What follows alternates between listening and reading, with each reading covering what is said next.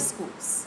And as you know, our book is Salt and Roti, Indian Folktales of the Caribbean, a first collection by Kenneth Vidya Parmasad. And today's story is number 8, found on page 52, entitled The Poisoned Roti.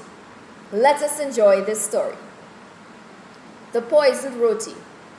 There was an old beggar who lived in a poor little hut not far from a certain village.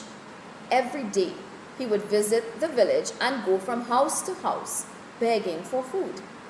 Most of the village people gladly shared their food with him. But there was one woman who became angry that this beggar was always knocking at her door asking for food. One day, the woman's husband and son had to go away on a long journey. She was left all alone at home. Today, she said to herself, today I shall get rid of this beggar once and for all. No longer will he pester me. I know what I shall do. Saying this, the woman set about kneading some flour to make roti. When it was just about the time that the beggar would come knocking at her door, the woman cooked one roti. But before she cooked the roti, she mixed some poison into the dough. When the beggar arrived at her door, she was ready and waiting for him. Uncle, she said, today I have no rice to give you. I don't have any money either to offer you. All I have is a roti that I have just cooked. Look, it is still hot from the fire. Thank you, daughter, the old beggar said gratefully, taking the roti from her and putting it away safely in his bag. I am not hungry right now. I will leave it until I get home.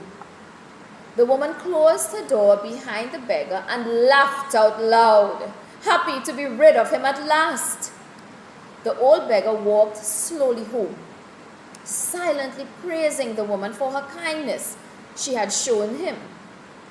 Just after he arrived home and settled himself for the night, he heard a knock on his door.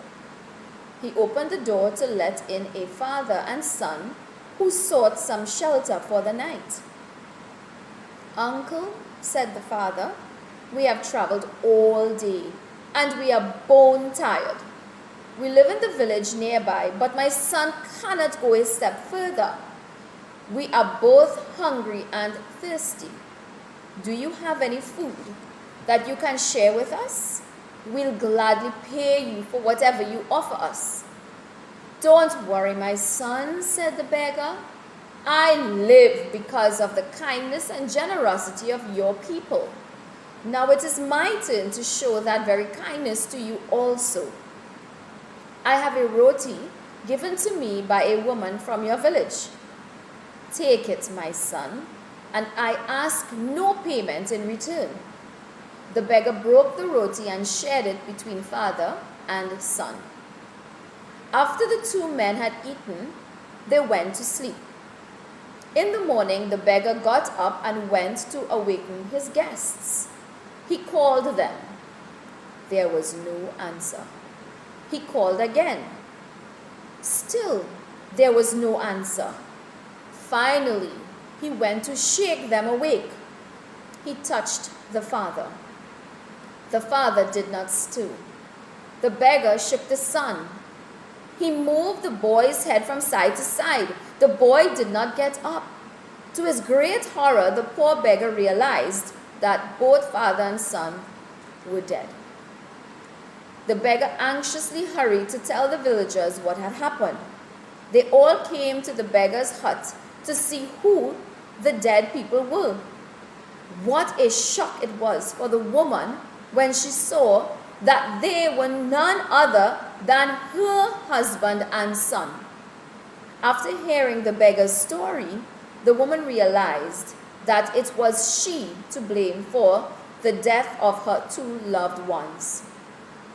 Tormented by guilt, she confessed her evil deed to all those present at the beggar's home. But no one felt sorry for the wicked widow. she was condemned to live alone for the rest of her life. And there we have it, a story from our book, One Story, Many Schools, Salt and Roti.